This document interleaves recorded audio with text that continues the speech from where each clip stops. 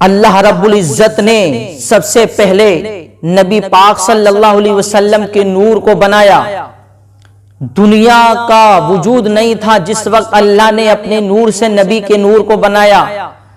حدیث پاک کے اندر بھی آتا، آقا ارشاد فرماتے ہیں اول ما خلق اللہ نوری، یعنی اللہ نے سب سے پہلے میرے نور کو پیدا کیا، سب سے پہلے اللہ نے میرے نور کو بنایا۔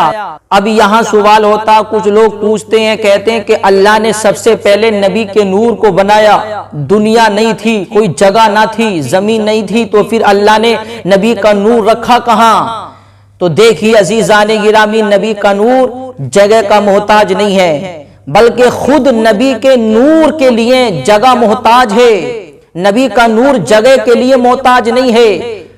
اور اللہ رب العزت نے اس نور پاک کو پیدا کرنے کے بعد اللہ نے اپنے قرب خاص میں رکھا، یعنی اللہ نے اپنے پاس میں رکھا، پھر اللہ نے پوری دنیا کو بنایا، اور بنانے کے بعد اسی دنیا کو نبی کے نور سے چمکایا۔ پھر یہ نور منتقل ہوتا ہوتا سارے نبیوں کی پشتوں میں منتقل ہوتا رہا۔ سب سے پہلے یہ نور حضرت آدم علیہ السلام کی پیشانی میں رکھا گیا۔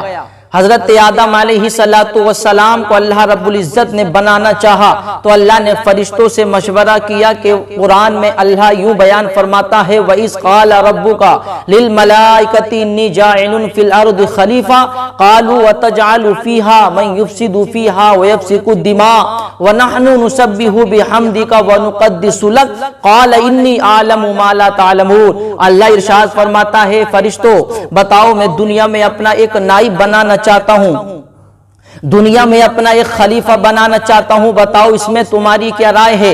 تو فرشتوں نے اعتراض کیا، فرشتے کہتے ہیں رب قدیر تو ایسے کو اپنا نائب بنائے گا، ایسے کو اپنا خلیفہ بنائے گا جو دنیا میں جا کر لڑائیاں کریں گے، دنیا میں جا کر فساد کریں گے، دنیا میں جا کر خون ریزیاں کریں گے، اے رب قدیر ایسے کو نائب بنائے گا؟ رہی تیری حمد بیان کرنے کی بات، رہی تیری تعریف بیان کرنے کی بات، رہی تیری عبادت کرنے کی بات، تو مولا ہم کافی ہیں تیری عبادت کرنے کے لیے، ہم کافی ہیں تیری تعریف بیان کرنے کے لیے، ہم کافی ہیں تیری بندگی کے لیے۔ پھر اللہ ارشاد فرماتا ہے انی اعلم ما لا تعلمون، جو میں جانتا ہوں وہ تم نہیں جانتے ہو۔ ارے تمہاری نظر صرف لڑائی فساد پر جھگڑوں پر ہے، لیکن میری نظر محبوب پاک پر ہے جس کے صدقے میں میں نے پوری دنیا کو بنایا، جس کے صدقے میں پہاڑوں کو بنایا، جس کے صدقے میں زمین کو بنایا، جس کے صدقے میں سورج کو بنایا، جس کے صدقے میں چاند کو بنایا، جس کے صدقے میں چرند پرند کو بنایا، جس کے صدقے میں شجر و حجر کو بنایا، جس کے صدقے میں پوری کائنات کو بنایا۔ اے فرشتوں سنو تمہیں بھی میں نے اسی کے صدقے میں بنایا ہے، تو میں اس نبی کو بھی تو دنیا میں بھیجوں گا۔ ارے اس نبی کو بھی تو دنیا میں بھیجنا ہے جس کے صدقے میں پوری کائنات کو بنایا ہے، میں اس نبی کو بھی دنیا میں بھیجوں گا۔ تو عزیزان گرامی حضرت آدم علیہ السلام کو بنانے کی تیاری چل رہی ہیں۔ اللہ رب العزت نے فرشتوں کو حکم دیا، تمام فرشتوں کو اللہ نے حکم دیا۔ حضرت اسرائیل علیہ السلام زمین پر آئے، آنے کے بعد ایک مٹھی خاک اٹھائی زمین سے اور اللہ کی بارگاہ میں لے کر کے چلنے لگے، تو زمین روتی ہے، زمین کہتی ہے کہ اے اسرائیل میرے حصے کو جدا کیوں کیا جا رہا ہے، میرے حصے کو مجھ سے جدا کیوں کیا جا رہا ہے؟ تو حضرت اسرائیل کہتے ہیں، حضرت اسرائیل نے بتایا، حضرت اسرائیل نے کہا کہ اللہ رب العزت دنیا میں اپنا ایک خلیفہ بنانا چاہتا ہے، اللہ دنیا میں انسان بنانا چاہتا ہے، پھر اللہ رب العزت نے ان کے لیے ایک جنت بنائی ہے، اللہ نے پھر ان کے لیے دوزخ بنائی ہے، جو اچھے کام کریں گے انہیں جنت میں ڈالا جائے گا، جو برے کام کریں گے انہیں جہنم کی آگ میں جلایا جائے گا۔ زمین نے اتنا سنا تو چیخو پکار کرنے لگی، زمین نے اتنا سنا تو رونے لگی، کہتی ہے اسرائیل میرے اوپر ترس کھاؤ، لوگ گناہ کریں گے لیکن ان کی وجہ سے مجھے جلنا پڑے گا، مجھے میرے اوپر ترس کھاؤ، میرے اوپر رحم کھاؤ، میں دوزخ کی آگ میں جل سکوں، میرے اندر اتنی طاقت نہیں ہے، میرے اوپر ترس کھاؤ۔ لیکن حضرت اسرائیل نے ترس نہیں کھایا، وہ مٹی اللہ کی بارگاہ میں لے کر کے پہنچ گئے۔ اللہ رب العزت نے ارشاد فرمایا اے اسرائیل بتاؤ کیا تمہیں اس زمین کے رونے پر رحم نہیں آیا؟ کیا تمہیں زمین کی گریہ وزاری کرنے پر رحم نہیں آیا؟ تو حضرت اسرائیل کہتے ہیں رب قدیر، ہاں میرے سامنے رو رہی تھی زمین، میرے سامنے گریہ وزاری کر رہی تھی، لیکن مجھے اس کے رونے پر ترس نہیں آیا۔ تو پھر اللہ نے ارشاد فرمایا اسرائیل، اس مٹی کو مٹی سے جدا تم نے کیا ہے، تو اس مٹی کو مٹی سے ملانے کی ڈیوٹی بھی تمہاری ہے، یعنی لوگوں کی جان نکالنے کی ڈیوٹی بھی تمہیں سونپی جاتی ہے۔ تو حضرت اسرائیل علیہ السلام وہ مٹی لے کر کے اللہ کی بارگاہ میں پیش کر دی۔ اللہ رب العزت نے حکم دیا کہ اس مٹی کا خمیر بناؤ، اس پر بارش برساؤ۔ اس مٹی پر پھر بارش برسائی گئی، 40 دن بارش ہوئی اس پر، 39 دن رحمت کی اور 1 دن غم کی بارش ہوئی۔ اس لیے انسان کی زندگی میں خوشیاں کم ہیں، غم زیادہ ہیں۔ 39 دن غم کی اور 1 دن خوشی کی بارش، اس لیے انسان کی زندگی میں خوشیاں کم ہیں، غم زیادہ ہیں۔ پھر اللہ نے حکم دیا کہ اس کا خمیر بنایا جائے، خمیر بن کر کے تیار ہو گیا۔ تو دیکھیے ہم بھی کتنے خوش نصیب ہیں، ہم انسان ہیں، اشرف المخلوقات میں آتے ہیں ہم۔ اللہ رب العزت نے پوری کائنات کو بنایا تو صرف لفظ کن کہہ کے بنایا۔ اللہ نے پہاڑ کو بنایا تو لفظ کن کہہ کے، کن فیکون وہ ہو گیا، کن کا معنی ہو جا، تو فیکون بس وہ ہو گیا۔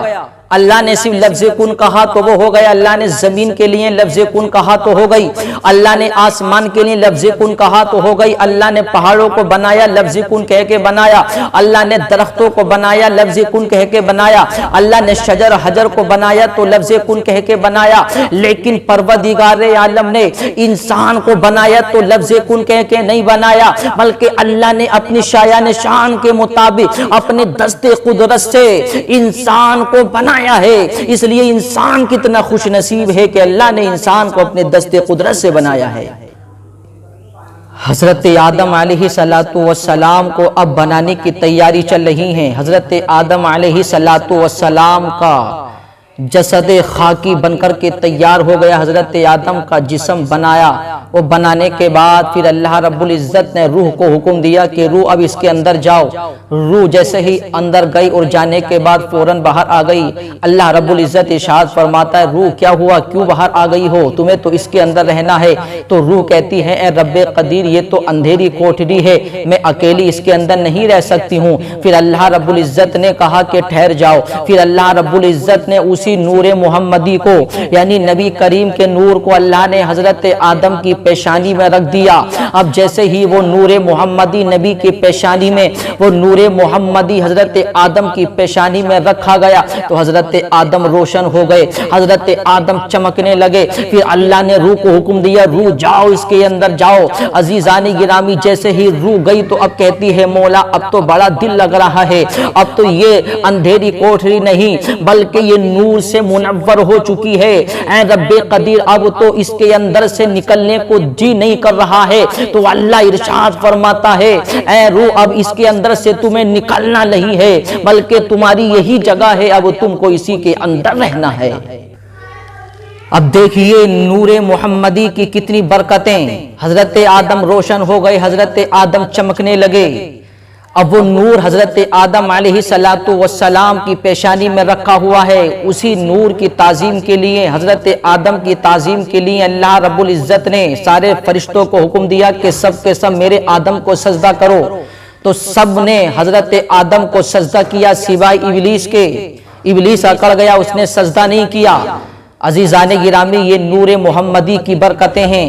اب دیکھیے نور محمدی کی برکتیں، حضرت آدم علیہ السلام جنت میں ہیں، حضرت آدم اور حوا جنت میں، دونوں جنت میں ہیں۔ اللہ نے ارشاد فرمایا اے آدم حوا تم جنت میں رہو۔ پھر اللہ ارشاد فرماتا ہے وَلَا تَقْرَبَا هَذِهِ الشَّجَرَةَ فَتَكُونَ مِنَ الظَّالِمِينَ۔ اللہ نے ارشاد فرمایا اے آدم حوا تم جنت میں رہو لیکن یہ درخت گندم ہے اس کے قریب مت جانا۔